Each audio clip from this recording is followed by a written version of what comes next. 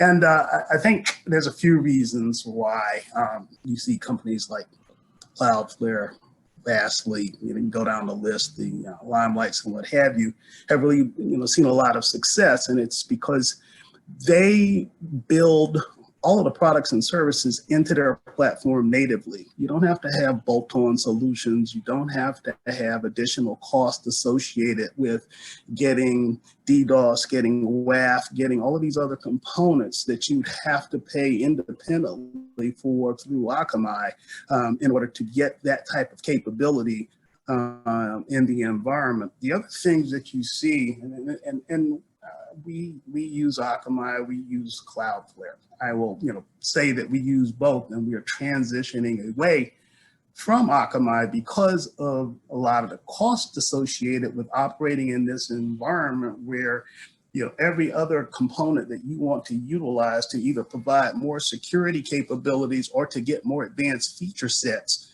you have to pay for an additional function in the Akamai world. With Cloudflare, or these other new age vendors who have already been cloud native and build these solutions as part of their core product structure, you don't encounter any of those situations.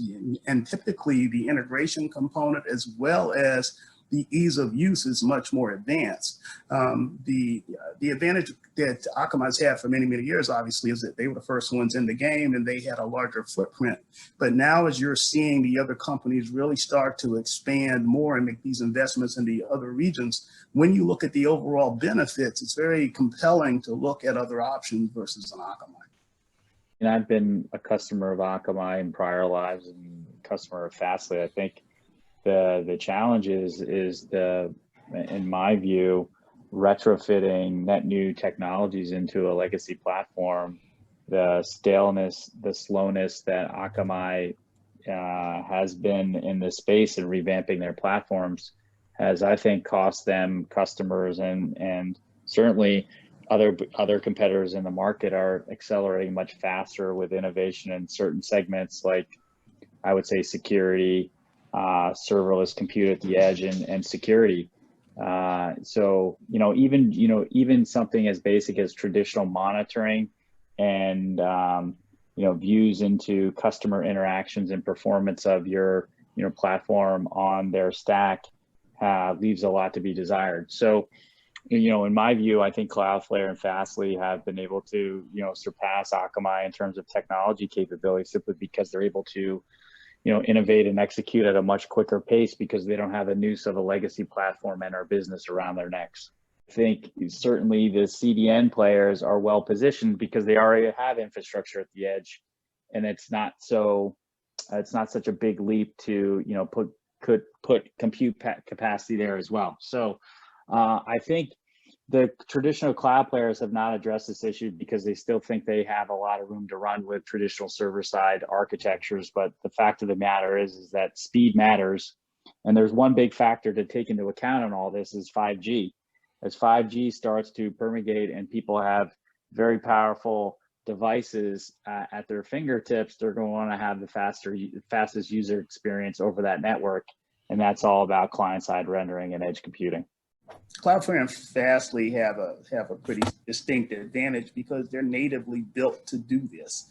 They have the other advantage of the fact that they have folks really focused on expanding their ability to control the edge across the board. They want to be the first one to handle the content. They want to be the first one to have that contact with the end user as far as for getting everything locked down from a security, data accessibility, and every other component of how the user accesses the data. So they are really focused in those areas, and they're continuing to expand their functionality to just enhance that capability. There's at least my perspective on this is that you can't be good at everything, but you have to choose the things you want to be really good at. They've decided that they're going to focus on the outside. you look at the cloud providers, AWS, the Googles, the Azures, what have you. Their model has been built on how do I get things out of a traditional data center and get it into our environment where we can use our proprietary products and services to really lock you into that world and keep you there. These guys don't care about that. They're concerned about, I don't care who you use on the back end. I don't care where your data sits. I just want to make sure that we can improve your end user experience. And oh, by the way, if I can get it not to them only fast, but if I can give you controls over that data and how you can protect it at the end, then that's all better for me. The guys on the backside can do whatever they choose to.